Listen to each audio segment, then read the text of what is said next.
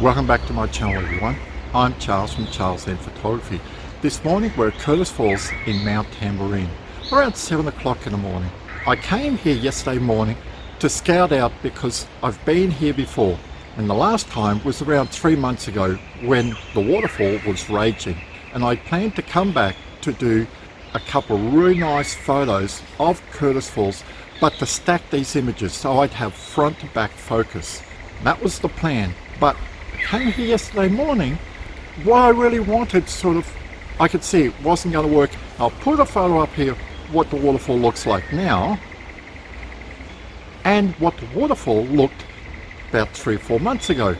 After I realized that this idea of mine wasn't going to work out, I decided to walk along the path further away from the waterfall, and what I did notice was a couple of tree ferns in the creek.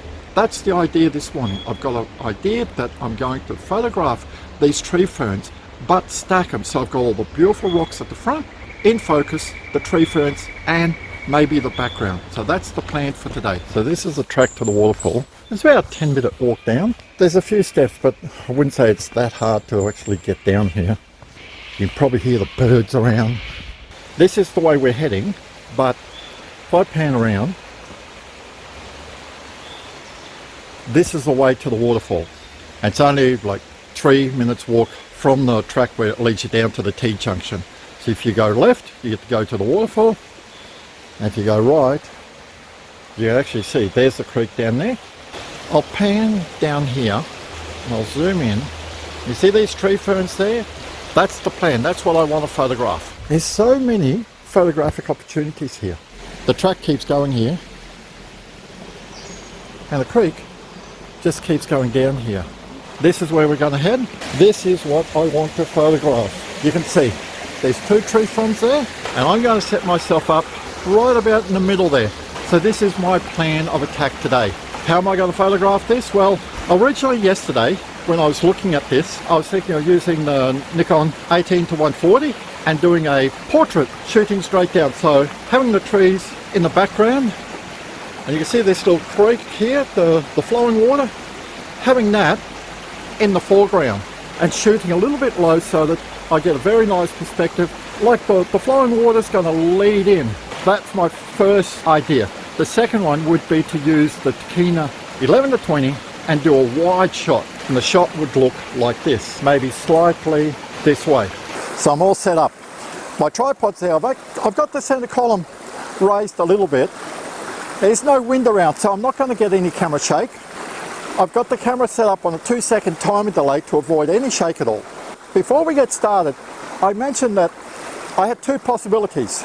One, shoot in portrait orientation with the Nikon 18-140, and the other one to shoot in landscape orientation with the Nikon 11-20. So here's the photo taken with the Nikon 18-140 at 18mm in portrait orientation. Here's the Nikon in landscape at around 15mm. If you've got a suggestion for me, if you've got a comment, leave it in the comment box below. Tell me which one would you have chosen. Now, if I have time this morning, I will actually do the both, but my main composition will be photographing in portrait orientation with the Nikon 18-140. So here's our composition. You can see the creek is flowing in from the bottom left. There's a very nice rock in our foreground here, and then we've got the tree ferns here in the background.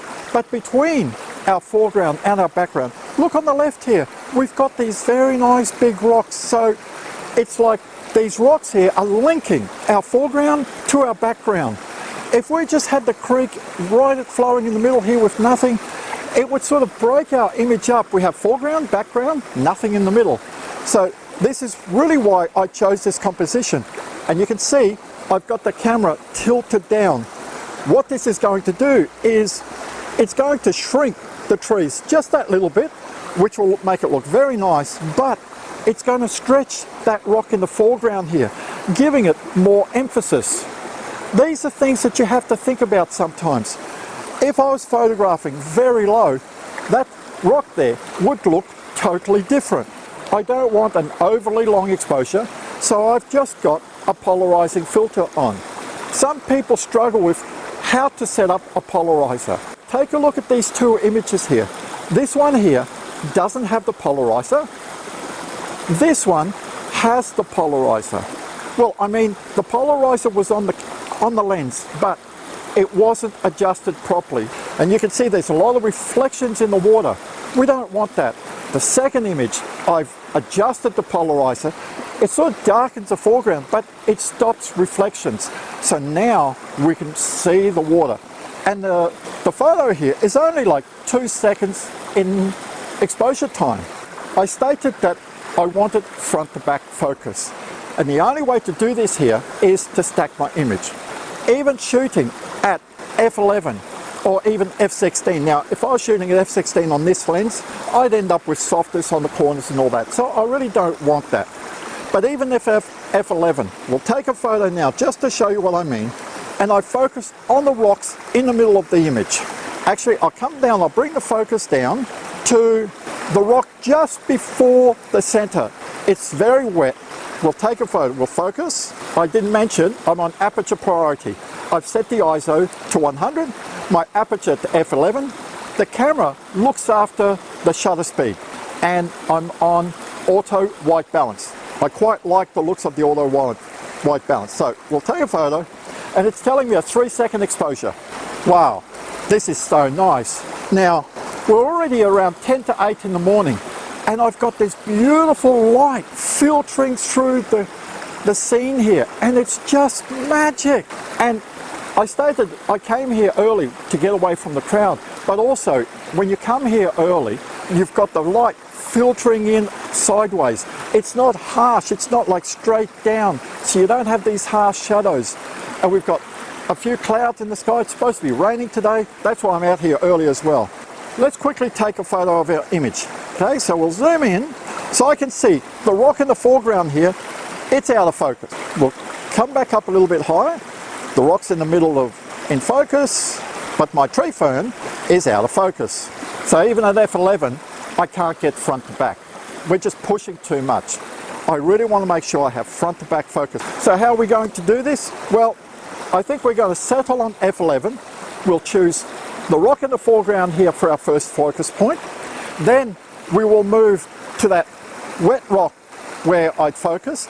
Then just below the tree ferns there, there's a rock there. I'll focus on it. So this will be 1, 2, 3, and then I will focus on the tree ferns. That's it. And I will leave the background blurred out.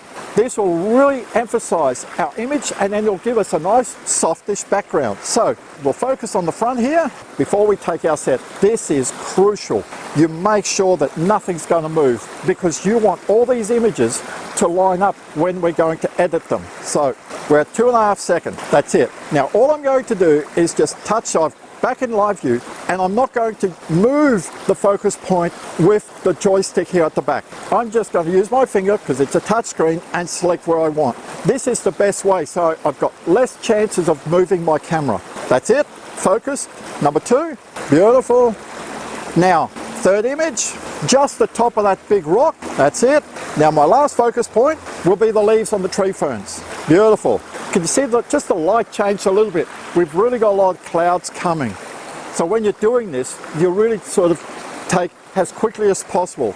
Now, if I wanted a much blurrier background, then I could come down to f5.6. I would just need more photos in between, because our depth of field is shorter, so we need more photos to give us a front to back focus.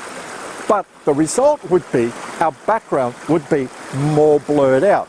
This is all up to you. It's the person who photographs this that chooses what they want to do. Now I will do a tutorial on how to stack this set of images in Lightroom to show you how to do it, and we'll stack in Photoshop. But here is the final image stacked at f11. It is so nice. And can you see why I stated that this is so much better than just taking one shot? So if you found value in this video, give me a thumbs up. I'd really appreciate if you subscribe to my YouTube channel. Stay safe, enjoy your photography, Get out there and practice, because that's the only way we learn. And I'll see you next time.